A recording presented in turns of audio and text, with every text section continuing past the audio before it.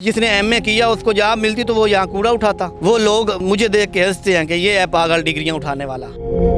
Master किया हुआ है, एमफिल में एडमिशन लिया हुआ है, लेकिन उसके बावजूद भी मालियों का काम करते हैं। जॉब नहीं मिलती तो फिर क्या करें, भीख थोड़ी मांगनी है। जितने भी पाकिस्तान के महकमे मैंने सब में अप्लाई किया है, लेकिन कहीं से रिस्पॉन्स ही नहीं आता। तंग आके मैंने पासपोर्ट बनवा रखा है कि कहीं मुझे बाहर से वीज़ा आ जाए और मैं बाहर चला जाऊँ। इतने साल आपने मेहनत की है, पढ़ाई की है, आप उसमें कामयाब हो सकते। अगर जॉब 2 साल मिल जाती है तो ठीक है, नहीं तो फिर मैंने डिग्रियाँ ही जला देनी है।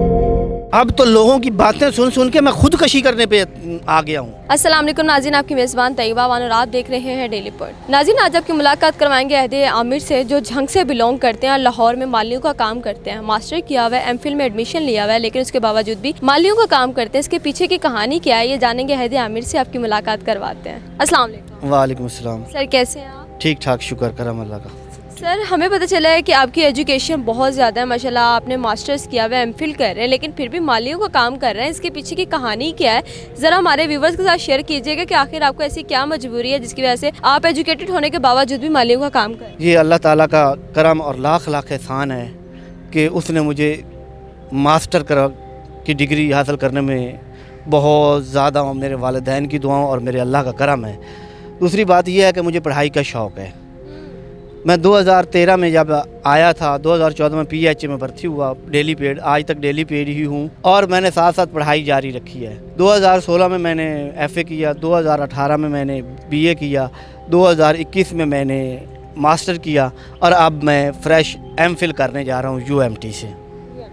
लेकिन मालियों का काम क्यों कर रहे हैं साथ साथ, इसके पीछे की कहानी क्या है? आप कहाँ से आए हैं लाहौर में और कितना अरसा हो गया आपको आए हुए? बेसिकली मैं झंग से बिलोंग करता हूँ और यहाँ मैं जॉब की तलाश में आया था। ठीक है, तो वो जॉब तो ऐसी कोई नहीं मिल सकी, लेकिन मालियों का काम करके मैंने अल्हम्दुलिल्लाह कि पढ़ाई अच्छी कर ली है और आगे भी मैं इसको कंटिन्यू कर रहा हूँ और मैं अपने अज़्म में पक्का हूँ कि मैंने पीएचडी करनी है तो करनी है। अगर मुझे नौकरी मिले या ना मिले, बेहतर है, उम्मीद करता हूँ उन अच्छे लोगों से और अल्लाह पर यकीन रखता हूँ कि मुझे एक न एक दिन अच्छी जॉब मिल जाएगी। कितनी कितनी जगह पे इंटरव्यूज़ के लिए गए हो, कहाँ कहाँ जॉब के लिए अप्लाई किया? मैंने किस जगह नहीं अप्लाई किया, ये सवाल ही नहीं है कि जितने भी पाकिस्तान के महकमे मैंने सब में अप्लाई किया है। जब भी जहाँ भी सीट्स आती हैं मैं डिग्रियाँ उठा के पीछे पीछे भागता हूँ, लेकिन कहीं से रिस्पॉन्स ही नहीं आता। मैं क्या करूँ, मैंने 16 साल तलीम हासिल करने के बाद आगे कर रहा हूँ, लेकिन अब मैं बहुत ही मजबूर होकर इंटरव्यू दे रहा हूँ कि यहाँ पर जॉब का नाम और निशान नहीं है। तंग आके मैंने पासपोर्ट बनवा रखा है कि कहीं मुझे बाहर से वीज़ा आ जाए और मैं बाहर चला जाऊँ, लेकिन वो भी रिस्पॉन्स अभी नहीं आ रहा। तो क्या करें, अब हम गरीब आदमी हैं, कहाँ जाएं, क्या करें। अभी कितना कमा लेते हैं आप मालिक का काम करके, महीने का गुजर बसर कैसे हो रहा है? 20-25 हज़ार। इसमें क्या होता है, इसमें तो मोटरसाइकिल का पेट्रोल और घर का खर्चा नहीं पूरा होता। इसके अलावा फिर क्या करें? आपके सामने आके 310 रुपये तो पेट्रोल हो गया है, 250 रुपये चीनी जा रही है, क्या करें हम। इसके अलावा क्या करते हैं आप? इसके अलावा मोटरसाइकिल ऊबर पे चलाता हूँ। साइकिल ऊपर पे चलाते हैं, उससे कितना कमा लेते हैं? बस उससे 500-600 रुपया मिल जाता है, कोई 5-7 घंटे का। अच्छा, अभी आप माली का काम भी करते हैं, ऊबर भी चलाते हैं और उसके अलावा अपनी तालीम भी हासिल करते हैं। कितने कितने घंटे आप अपने 3 कामों को देते हैं? ये मैं बड़ी मुश्किल से मैनेज करता हूँ, क्योंकि मैं 4 से 5 घंटे सिर्फ सोता हूँ, क्योंकि 8 घंटे इधर ड्यूटी करता हूँ, फिर 5-7 घंटे बाइक चलाता हूँ, तो इसलिए 3-6-7 घंटे ही बचते हैं, 5 से 7 घंटे जो सोता हूँ मैं मुश्किल से। आपकी फैमिली में कौन कौन? मेरी बेटी है, मेरा बेटा है और बीवी है, वालदा है, भाई हैं, बहनें हैं। इन सब का अखराजात आप अफोर्ड करते हैं? जी मैं करता हूँ, और किसने करना है। लेकिन इतने कम में गुजारा कैसे हो रहा है, कैसे मैनेज कर रहे हैं? बीवी बच्चे कहाँ रहते हैं, फैमिली किधर रहती है? पिंड में, फैमिली पिंड में रहती है, बहुत मुश्किल से गुजारा हो रहा है। तब जाते हैं उनके पास उनसे मिलने? महीने में एक ही दफ़ा जाना होता है। महीने में एक दफ़ा जाना होता है। लेकिन आप इसके अलावा जो है, आप इस तरह गुजर बसर करते हैं, इसके अलावा कोई जॉब आपको कभी ऑफ़र नहीं हुई, कोई प्राइवेट जॉब भी ऑफ़र नहीं हुई आप मेरी जगह खड़ के सोचे ना कि जिसने एमए किया उसको जॉब मिलती तो वो यहाँ कूड़ा उठाता। उसको क्या ज़रूरत है जिसको एक ऑफिस में जॉब मिली और वो यहाँ बैठ के कूड़ा उठाए, वो पागल है। यहाँ लोगों के रिव्यू क्या होते हैं जब आपको देखते हैं? सब मालियों में से आप पढ़े लिखे हैं और आप भी माली का काम करते हैं, दूसरे माली आपके बारे में क्या राय रखते हैं? वो लोग मुझे देख के हंसते हैं कि ये है पागल डिग्रियाँ उठाने वाला, ये है पागल डिग्रियों वाला। डिग्रियाँ कभी अफसरदा हो गए हों, ज़िंदगी से तंग हो गए होंगे कि अब जॉब भी नहीं मिल रही, तंग आ गए हों, ख़त्म हो गए? तो अब तो मैंने इतना तांगू का जिसकी इंतहा नहीं है कि बता ही नहीं सकता कि मैं करूं और करूं तो करूं क्या, क्योंकि इतने हालात टाइट हो गए और इतने तंग हो गया हूं कि मैं खुद से परेशान हूं। आपको क्या लगता है कि ऐसी क्या कमी है जिसकी वजह से आपको जॉब ऑफर नहीं हो रही? और भी काफ़ी लोगों को ऑफर्स हो रही होंगी या किसी और को भी नहीं हो रही? मेरे जैसे कई बेचारे अब लोग मुल्क छोड़ के जा रहे हैं। क्यों छोड़ के जा रहे हैं? अब सब चलो, मैं तो मालियों का काम कर रहा हूँ, लेकिन कुछ बेचारे रोटी से तंग हैं, जो खाने से तंग हैं। क्या करें? वो कहाँ जाएं? वो जहर खा लें। अच्छा, मुझे ये बताएं, जब सीवी लेके आप जगह जगह जॉब्स के लिए जाते हैं और आपको कॉल नहीं आती, जॉब ऑफर नहीं होती, तो कैसी फीलिंग्स होती है? ये तो उस शख्स से पूछे कि जिसकी जेब में पैसे नहीं होते और वो वहाँ बमुश्किल लोगों से पैसे मांग के जाता है किराया पकड़ के, तो जॉब नहीं मिलती। तो ये उस शख्स से पूछने की अल्फाज बताने के या पूछने के काबिल नहीं होते कि जब वो खाली लौटता है तो या तो वो उसके दिल में ये होता है कि या वो मर जाए या डिग्रियाँ जला दे। अच्छा, मुझे ये बताइएगा कि जो सरकारी नौकरी होती है उनकी एक एज लिमिट होती है। आपकी जो जिस महकमे में आप एजुकेशन हासिल कर रहे हैं, इसकी एज लिमिट कितनी है? 35 है। 35 है। आपकी 31 हो गई है। 4 साल में आपको क्या लगता है कि आपको जॉब ऑफर हो जाएगी? आप अपने मकसद तक कामयाब हो सकेंगे? इतने साल आपने मेहनत की है, पढ़ाई की है, आप उसमें कामयाब हो सकेंगे? देखिए कि अल्लाह पर यकीन है कि हो जाऊंगा। अगर नहीं होऊंगा तो फिर मैंने डिग्रियाँ ही जला देनी है और बस उसके बाद जो होना फिर देखा देगा। 2 साल हैं, एमफिल कर रहा हूँ। अगर हो गया एमफिल, अल्लाह करेगा हो जाएगा। अगर जॉब 2 साल मिल जाती है तो ठीक है, नहीं तो फिर बस एंड।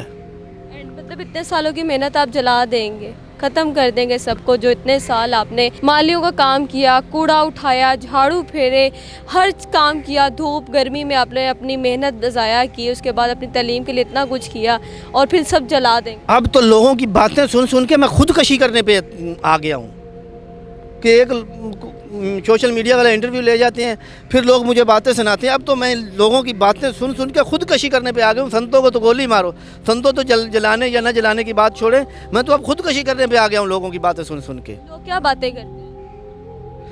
बस ये बातें बताने के काबिल ही नहीं है जो लोग ताने देते हैं। मैं खुद से डिसहार्ट हूँ। क्या फीलिंग्स हो जाती हैं जब आप देखते हैं कि आपके साथ जो दूसरे लोग जा रहे होते हैं, जिनके पास सिफारिश होती है, जिनके जेब में पैसा होता है और उनको जॉब्स मिल जाती हैं, और जिनके पास मेहनत होती है उनको नहीं मिलती? मैम, आप सिफारिश की क्या बात करती हैं? सीटें आने से पहले सीटें पुर होती हैं। आप कहाँ की बात करते हैं? सीवी ले जाना या सीटें पहले पुर होती हैं, बंदे उन्होंने पहले एडजस्ट किए होते हैं। अच्छा हैदिया, मेरा आपने बताया कि आपके 2 बच्चे हैं, उनको आगे पढ़ाना चाहते हैं, उनके बारे में क्या ख्वाहिशात हैं? पहले मेरा दिल था कि उनको ना अच्छी तालीम दिलवाएं, लेकिन अब मैं इतना डिसहार्ट हो चुका हूँ कि मैंने 3 साल से बच्चों को किसी काम पे लगा देना है। चलो वो ये है कि 10-12 साल में वो कुछ ना कुछ शॉप तो बना लेंगे, कुछ ना कुछ काम तो कर लेंगे। जो 16 साल या 10 साल पढ़ा के फिर उन्होंने झाड़ू मारना है या उन्होंने लोगों की बातें सुननी है, उससे बेहतर है कि वो 10 साल वहाँ लगाएंगे ना तो किसी वर्कशॉप में, तो वो या ईंटें बनाने, वो कुछ ना कुछ तो 4 आने तो कमा के ले आएंगे, घर रोटी रोजी तो चलेगी। बच्चों की ख्वाहिशों को ख़त्म कर देंगे? आपकी कोई ख्वाहिश नहीं कि बच्चों को पढ़ा लिखा कुछ बनाएंगे? एक ही बात की है कि ख्वाहिश उसकी होती है जिसका पेट भरा हो। उसकी क्या ख्वाहिश है जिसके अंदर पेट के अंदर रोटी नहीं है? अभी बच्चे पढ़ रहे हैं, किसी स्कूल वगैरह में जा रहे हैं? नहीं, अभी छोटे हैं। छोटे हैं तो वैसे शौक रखते हैं वो पढ़ाई करने का, पढ़ने लिखने का? आपको देखकर आपसे मुतासिर होते हैं? वो अभी बिल्कुल छोटे हैं, लेकिन मुतासर होना तो ये बात है ना कि अब आप 16 साल मेहनत करें, कुछ ना कुछ इंसान नैब का असद ही लग जाता है, तो लोग कह सकते हैं कि यार इसको कुछ ना कुछ फल मिला है। ठीक है, जब फल ही नहीं मिला तो उससे बेहतर है ना कहीं मैं वही 16 साल वर्कशॉप में लगा लेता, तो आज 10 शागिर्द मेरे होते, 1.5 लाख रुपया मैं कमा रहा होता। आपकी बातें देखिए, कुछ ऐसे स्टूडेंट्स हैं जो एजुकेशन हासिल कर रहे हैं, वो डिसहार्ट हो जाएंगे। आप स्टूडेंट्स को क्या मैसेज देना चाहते हैं? भाई मेरी यही रिक्वेस्ट है कि अगर आप तालीम हासिल करें, अगर देखें कि तालीम हासिल करें और बाहर जाएं। पाकिस्तान में तो कुछ, मैं तो कहता हूँ कि जो है ना यहाँ पर रोटी नहीं पूरी होती। ठीक है, अगर आपने पढ़ना है, नहीं पढ़ना तो इज़्ज़त से किसी न किसी वर्कशॉप पे 2-4 साल लगाएं और अपनी इज़्ज़त से बैठ के रोज़ी कमाएं, हुनर सीखें, छोड़ें इन डिग्रियों को जहाँ 14 साल लगाने हैं, फिर वही फाइलें उठा लाओ, पानी ले आओ, नैब का असद। क्या यार ज़िंदगी है, बंदा इससे तो खुदकुशी कर ले तो अच्छा है। हमारे साथ अहदे आमिर मौजूद थे जो अपनी डिग्रियों से अपनी एजुकेशन उन्होंने हासिल की। इनके पास आज डिग्रियां हैं, एक अच्छी तालीम है इनके पास, लेकिन झाड़ू लगाते हैं, मालियों का काम करते हैं, अपनी ज़िंदगी से कितने डिसहार्ट हैं ये आपने देखा होगा व्यूअर्स। ऐसे लोगों को हमें सराहना चाहिए कि इन्होंने इतनी अच्छी तालीम हासिल की है, इतनी उम्र तक भी अभी तक एमफिल कर रहे हैं, अपने बच्चों को भी संभाल रहे हैं, फैमिली को भी संभाल रहे हैं और झाड़ू भी लगाते हैं, मालियों का काम करते हैं। इस बारे में आपकी क्या राय है, कमेंट सेक्शन में ज़रूर बताइएगा। अपनी मेज़बान तैयबा मान को दें इजाज़त। अल्लाह हाफिज़।